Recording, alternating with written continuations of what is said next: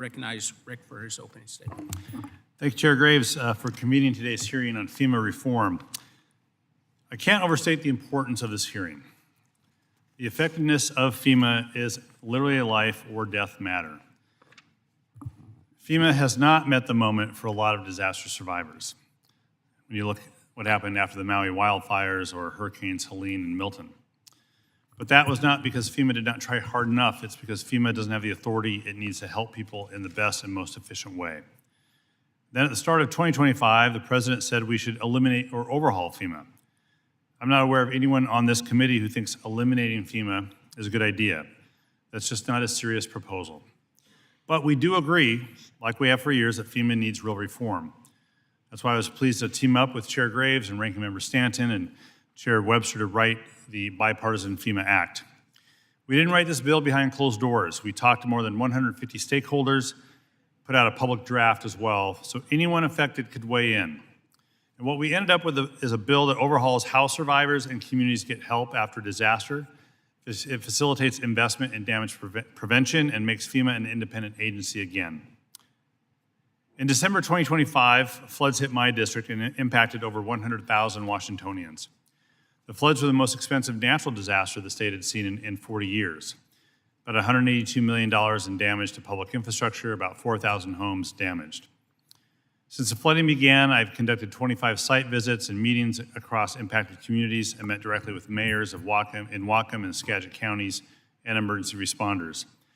I visited federally funded home elevation projects and led direct outreach to impacted restaurants, retail stores, farms, and other small businesses in Northwest Washington State. And the president did not declare a major disaster declaration until April of 2026.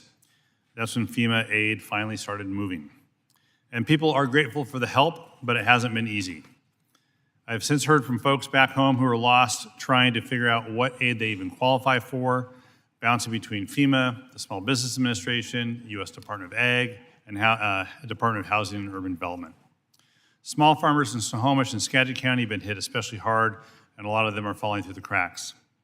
Families are getting checks to fix their homes, but only for damage FEMA decides what makes a home unlivable.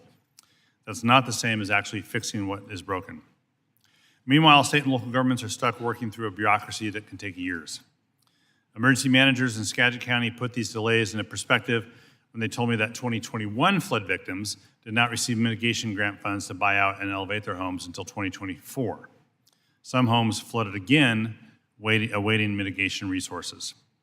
And when a family is finally approved for flood mitigation funding, they have to pay for that work themselves first and hope FEMA pays them back. So the T&I committee did work and passed the FEMA Act on September 3rd of last year. And if it had become law then, Washington's recovery would look a lot different today. Survivors would not have to apply to 5 different agencies. There would be one universal application, and the government would do the work of matching people to the help they qualify instead of the other way around. Families would be eligible for help repairing all damage to their homes, not just the damage that makes it officially uninhabitable. Families would get up to $43,000 to make their homes stronger against the next disaster, and if home was a total loss, families could work with FEMA to actually rebuild it. On the public infrastructure side, state and local governments would get reimbursed within 120 days for emergency work to protect the lives and property. For permanent rebuilding, like roads or bridges, schools or hospitals, state and local governments would get the money up front, and FEMA could only turn them down if there's evidence of fraud in the application.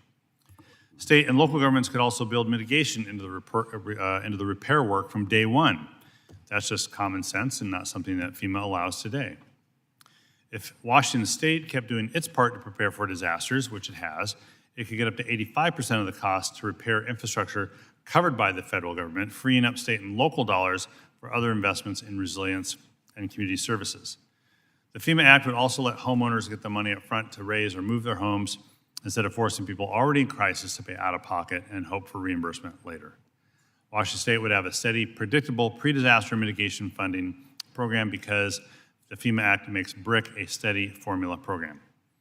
And the state could combine FEMA mitigation dollars with other federal grants to take on the bigger, smarter projects we need to deal with changing climate. And for the rest of the members on the committee, this wouldn't apply just to my state of Washington. All this would apply to your own states as well. These reforms need to be in place before These reforms needed to be in place before the December 2025 floods. They have to be in place before the next disaster hits. Congress has already waited a year too long, and today we will hear from witnesses with real experience in emergency management and related industries on what this reform would mean for them. So I want to thank you all for being here and look forward to your testimony. With that, yield back.